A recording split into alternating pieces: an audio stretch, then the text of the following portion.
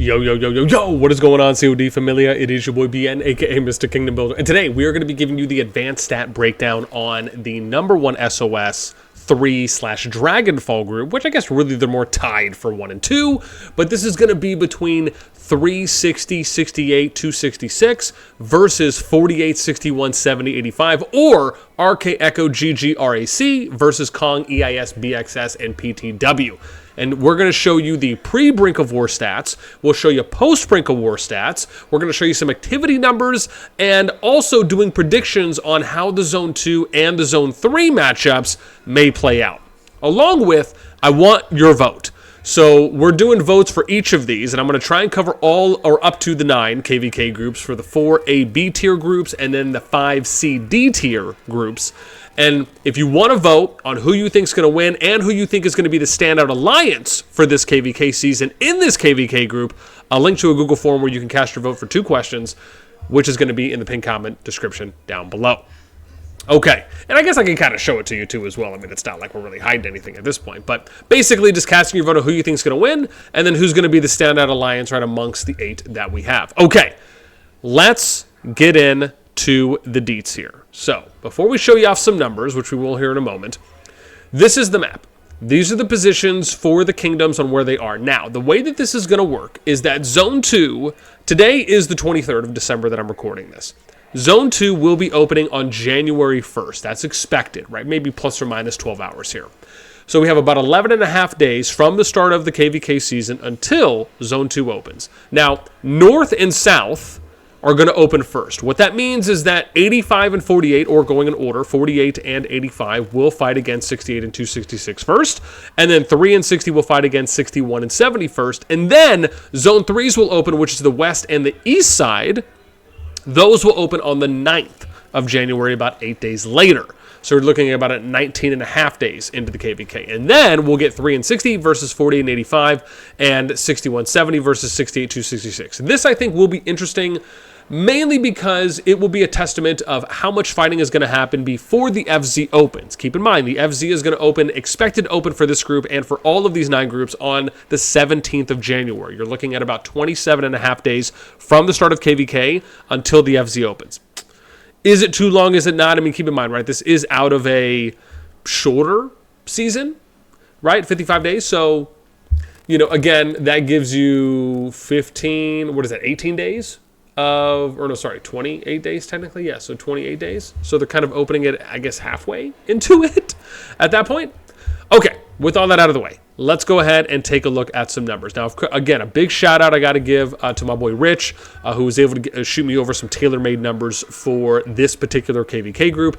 As always, if you're interested in any data bot related information and just figuring out, hey, how can you maybe look and find this information out? Link to that in the bot Discord is in the pinned comment description down below as well. Let's take a look at some stuff. Let me break down what we're going to be looking at because there is a lot here. So, the top row for each of the groups, which is 2 and 7 for lines, this shows you the group overall numbers. The ranking numbers is where they ranked on when we pulled the data on the 7th, I believe, of December, and where they rank out of the 119, 121 so kingdoms, right, that are in this group. And then the BOW is where did they rank in Brink of War. Remember, we covered this for Brink of War on the position for where all of these players landed and their bonuses. So this just makes it easy for you to be able to look at this, and everything's in order left to right. So the ranking is RKS 34, Echo 2. Same thing here, right? 360, 68, RK Echo 60. Same thing with rank, right? So Kingdom 3, they got placed 6th. Kingdom 60, they got placed 2nd. Right, and then you kind of know, right, like the top 3 positions probably are more or less the most important. So it's right 3, 2, and 1% overall additional damage. Now, in line 4 and 5 and lines 9 and 10, these are the breakdowns for the kingdoms that are in each of the zones. Sorry, I just had to make sure I didn't hear someone crying. And so in these, for example, 85 and 48 in one zone is right here, Kong and PTW. So then you get to see the breakdown per line. Now, the yellow highlights is who has the most or the best stat in that column or category. So we have line 2 and 7, you'll see yellows, and that's just between them. 4 and 5 is going up against 9 and 10, and you're just seeing who has the best stat between those two, right? So it's basically going to be, right, these going up against these. Now, let's break this down left to right. And then we have the differentials. Now, I'm going to show you, this is post-Brink of War stats, right, by the way. These are the pre-Brink of War stats, and we're going to show you this, and we'll come back to that in a moment. But I want to look at what does the matchup look like right now. So this is where we're at for the first, and actually, I guess let's do this first. Let's go pre to post comparison, and then we're going to look at the zone comparisons. So if we're looking at power, and again, I did just kind of show you that for a moment, but I'll show you it again real quick, and then I'm going to read this off of my other screen so we can tell you what the differentials are, right? But looking at power, the top group here increased their power by about 4.3 billion. Right, that they were able to do. And that's from how much did they gain from the 7th of December to the 21st, right? So you're looking at about a 14-day differential, but also factors in for Brink of War. So again, that's why it's important, because it's like how much did they really improve their power. On this group, they're at 83.04 now. They were at 82.9 before. So you're looking at about 0.14 billion. That they increased, right? Or whatever that would be, 104 million, if that's right. But that's about how much they went. So again, you could see that the 360, 68, or we'll just say the arcade group, increased their power a good bit during Brink of War. When we look at kills, we're probably not going to see too much differential there, as we don't really. Same thing with deads and heals, because again, they're really only doing that within their kingdom, so I just don't think it's too relevant. Those numbers are probably going to be about the same. There is some slight differential, and I'll just give you an example, right? For the arcade group, they were at 212.7 billion. Now they're at 213.78. Like it's going to be small numbers here. However, what I think is really important is, one, what does the deets here look like? So let's look at total numbers here. Total number for amount of T5s for this group was 710 post Brink of War. Now it's 719. So they increased by 9. However, what does the 100 mil plus look like? So they did gain some more overall T5s, and keep in mind that's from 60 mil up. And then 100 mil plus, they're at 328 now. They were at 304 2 weeks ago, right? So they've increased by 24 more players that have gone from what they were at 60 mil to 100 mil plus, or maybe some people that were before that and went up. But it's more likely that people increased their power from where they were at 60 mil plus, and then were able just to exceed past 100 mil. And then when we compare that against the other group, right, pre-Brink of War, they were at 741 total T5s. Now they're at 736. So they've gone down by 5. Now, this could be a number of anything. Over a 2-week period, maybe some people went inactive. Maybe some people migrated out. I guess technically they probably couldn't migrate out. So most likely it's probably went inactive, or maybe they fought, or something to that effect, right, that happened. And then when we look at 100 mil pluses, they did increase. Actually increased a decent healthy amount here. So they powered up by 36 players that they increased by, right? So they brought the gap within 12, or they brought the gap 12 less. So when you look at this, now the gap is 50, 27, 55. So now the gap's 55. Before, the gap was 67 between the difference between 100 mil pluses, right? The gap for T5 was 31. So you had 31 more T5s on the Kong group side. Now you only have 17 more T5s. But the gap has closed. It was 67 in favor of RK having more 100 mil pluses. Now they only have 55 100 more mil pluses. So again, I personally think the gap overall actually is better, even though now they only have 17 more total T5s. I think closing the gap by only having 55 compared to 67 100 mil pluses is more valuable numbers wise than the kind of half amount, or a little bit less than half amount, or I guess I should say more than half, because it was 17 compared to 31, so you're looking at 14 less T5s. But now let's look at some activity numbers, right? So we looked at basically, and I'm going to get some averages for these as well, but I just wanted to kind of show this. Basically, all we did here was just divide merits into power, right? And you're looking at how many total merits based on what the current power is for the players. Now, if you maybe want to do this a little bit more accurately, you could probably do it on like how much power was lost in that KvK season to equate to the merits based on what their power was at the start of the season fighting. Because again, some people may have powered up. So really the best way I would kind of look to gauge this, and maybe I'll try and do that next time, is what was their power at the start of the KvK season, and then how many merits did they accumulate throughout that season. I think that would be a better gauge indicator when you're going off of like how much activity are you getting fighting wise, at least with any number of metric. This might be, this is going to be, I don't want to say skewed, but it's just not going to necessarily be as accurate as that, because to me, I feel like that's the best way to really do it. You could still get some soft gauges because we're still able to see what the total amount of merits is that these kingdoms and then the groups earned for their seasons last season. But we're not seeing, again, what the current power was for them at the start of the season and then looking at the amount of merits that they accumulated. I feel like that would be a better indicator because you're valuing the merits based on what their current power was at the start of the season, of a KvK season. And so, to me, I feel like the percentages could be a little bit higher if done that way. But again, this is what we have. So based on that, you can see the RK group, right, 12.64% of merit, of PvP merit activity that they got out of their total power. And then you can see Kong has 9.76% of that. Now, let's look at how the matchups look like themselves, which is, if we're taking a look here at 68, and we're going to have, I'll do it like this so I can pull this up on my second screen. So we got 68 and 266 that is going to go up against 48 and 85 first, right? So if we're looking at that, that means that we're going to end up having this group going up against this group. I guess this is like an easy way to do it. So if we're looking at the numbers here for these groups, this actually isn't, well, I guess we'll see, right? You got 40 more 100 mil pluses on the GG RAC side or on the GG group.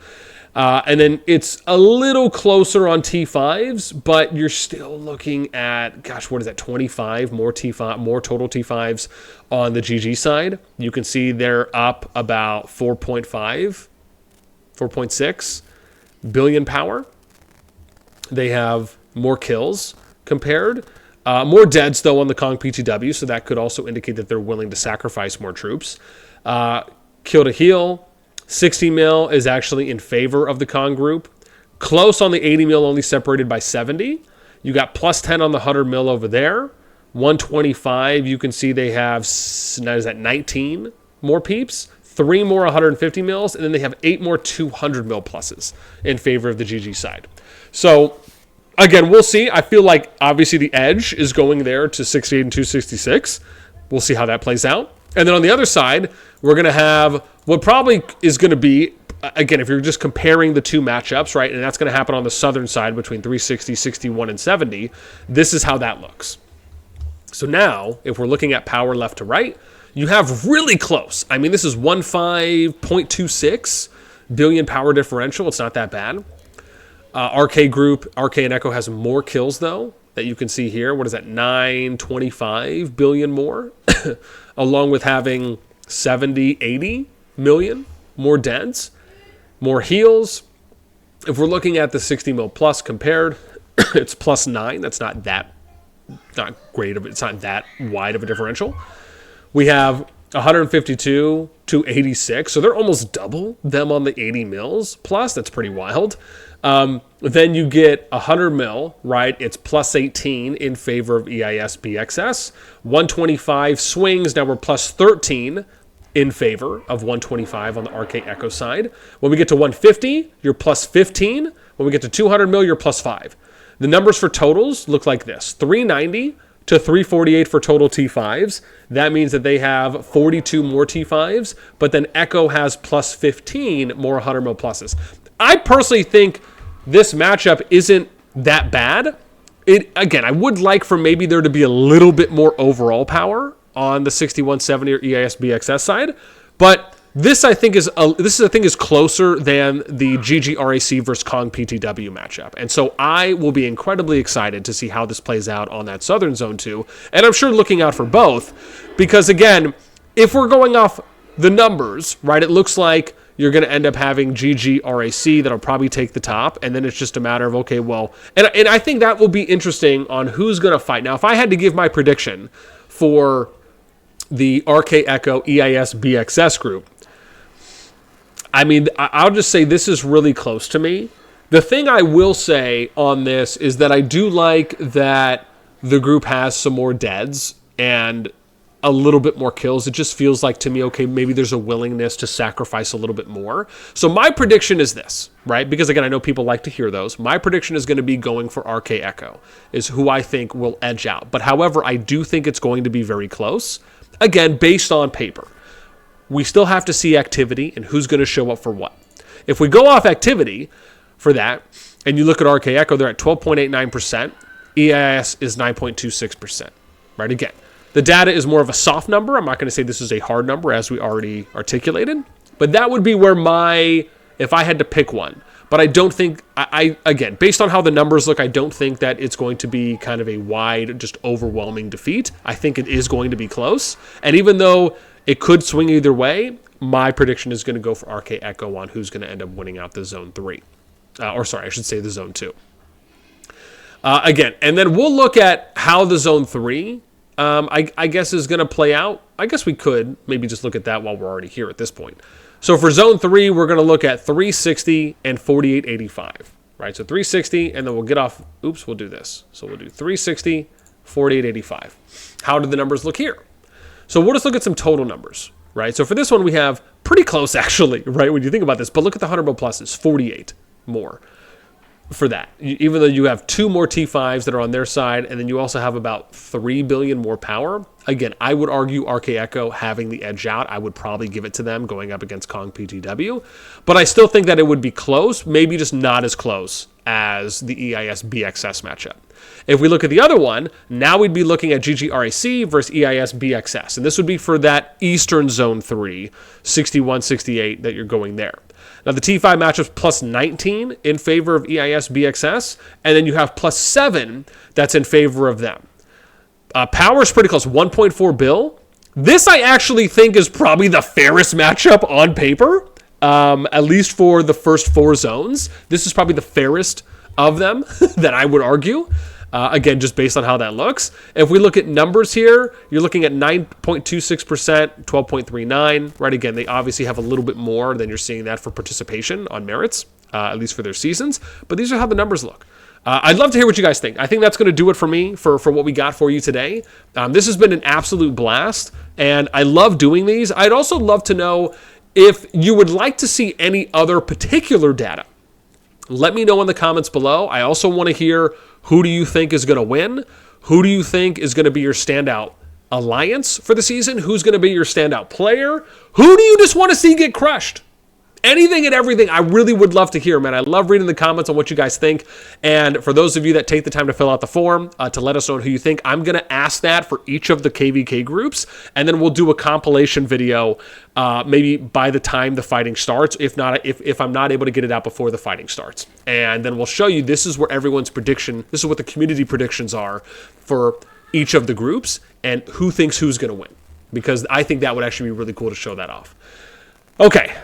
I'm finally done. Hope you guys enjoyed this one. Can't wait to hear what you think. As always, until next time, we'll catch you later.